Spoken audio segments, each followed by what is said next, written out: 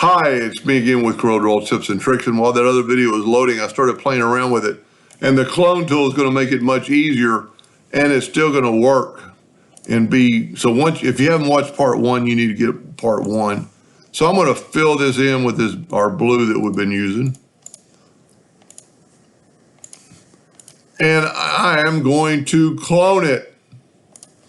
Then I'm going to move the clone over, and I'm going to rotate it 120 degrees.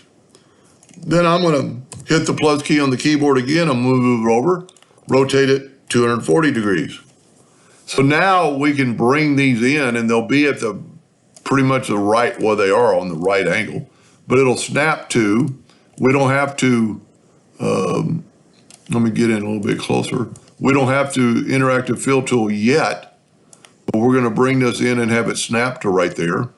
And then snap to right there. Now don't forget to take away your outline so we can select it all in right or left click, no outline. This is our clone. It's called a control curve. Now we can get our interactive fill tool and watch I call it does it in real time because you can actually see what it's going to look like. And bam, it really makes it look better because, you know, if you don't like it, you can adjust it, you know, make it. I actually just happened to hit it perfect the right time, the first time. You know, you could play around with it, but that's pretty quick and simple and a pretty good design.